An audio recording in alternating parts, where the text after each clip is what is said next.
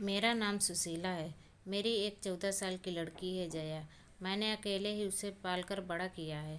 जया और मेरी एक छोटी सी दुनिया है, लेकिन हमारी ज़िंदगी में ऐसी कई बातें हैं जो मैंने जया से छिपाई हैं। जया अपना स्कूल जाती है और मैं अपना छोटा सा पार्लर चलाती हूँ। ज़िंदगी हम दोनों की आराम से कट रही है। हमें एक दूसरे के अलावा कभी किसी की ज़रूरत नहीं पड़ी, लेकिन उस दिन के बाद शायद हमारी ज़िंदगी में फिर कोई आने वाला था। मैं पार्लर का सामान लेने लाने के लिए शहर गई थी। जया को साथ नहीं ले गई। वो घर पर ही थी। ज़िंदगी में ऐसा होता है, कभी कभी अचानक ही हमें कुछ सरप्राइज़ दे देती है। मेरे सामने अजय था। एकदम अचानक ही आकर वो मेरे सामने आ गया। उसके लिए भी शायद ऐसा ही था। हम दोनों एक दूसरे को देखकर एकदम चुप हो गए। इतने सालों के बाद मिले थे, लेकिन बात करने को कुछ नहीं था। अजय वो था जिससे मैं शादी करना चाहती थी।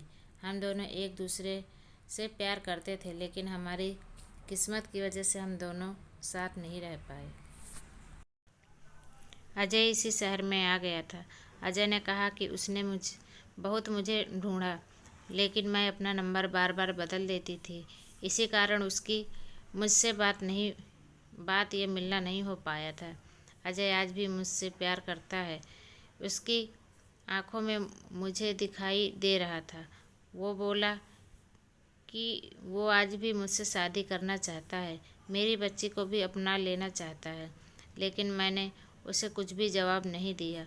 मैं जाने लगी तो वो अपनी उसने मुझसे बोला कि मैं अपना नंबर उसे दे दूं, और मैं इस बात के लिए उसे मना नहीं कर पाई। मेरे जीवन में इस तरह वापस आएगा, इस बात का मुझे पता नहीं था। बस फिर हम लोगों का मिलना शुरू हो गया। इस तरह से मिलते और बातें करते वो मेरे घर भी आने लगा। मैंने सोचा था कि उसे घर नहीं लाऊं, क्योंकि घर में जया है। मैं नहीं चाहती थी कि जया उसे देखे। उसने कई बार मुझसे कहा कि वो हमारी ज़िंदगी का हिस्सा बनना चाहता है, लेकिन जया के लिए हर बार मैं उसे मना करती रही।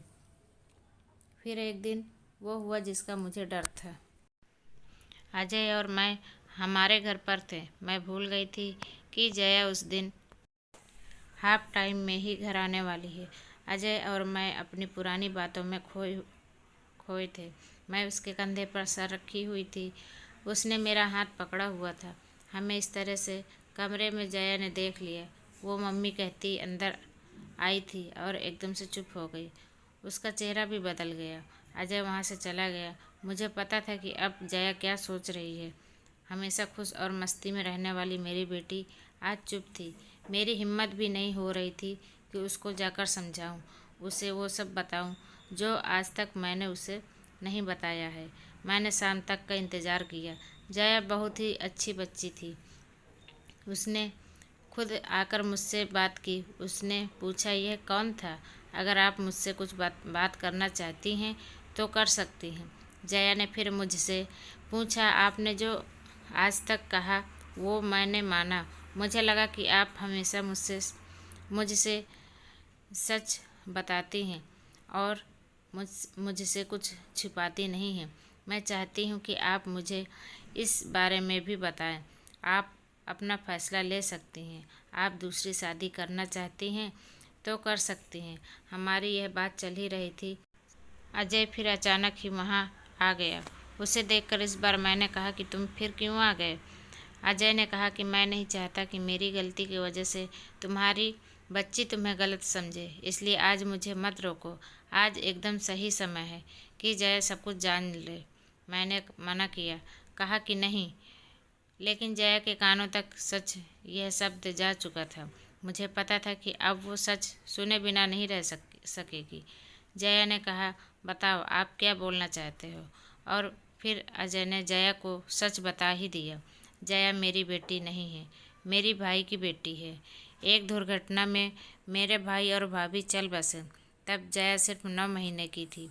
हमारे माँ बाप पहले ही चल बसे थे और वो दोनों भी मेरी सारी ज़मीन बेचकर उसे वहाँ से लेकर मैं यहाँ दूसरे शहर आ गई। अजय ने कहा, यह तुम्हारी बुआ है और हम दोनों की शादी होने वाली थी।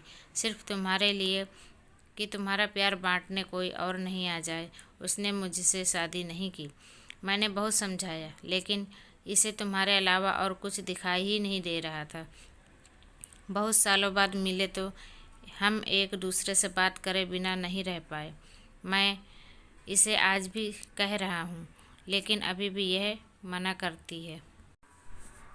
जया सुनकर मेरी तरफ देखती है और पूछती है, ये क्या बोल रहे हो? कहो कि ये झूठ बोल रहे हैं। मेरी आंखों से आंसू निकलने लगे। मैंने कहा कि बेटी, भले ही तू मेरी जान है, लेकिन तूने मेरी कोख से जन्म नहीं लिया। मैं चाहती हूँ कि तुझे यह बात बता दूँ, लेकिन इस तरह से आज बताना पड़ेगा, मैंने सोचा नहीं था। जया यह सुनकर मेरी तरफ दौड़कर आई, मुझसे लिपट गई, रोते हुए बोलने लगी, क्या बोलूँ बुआ, माँ या भगवान? मैंने कहा, तू मेरी बेटी है और मैं तेरी माँ, बस यही सच है और यही रहेगा।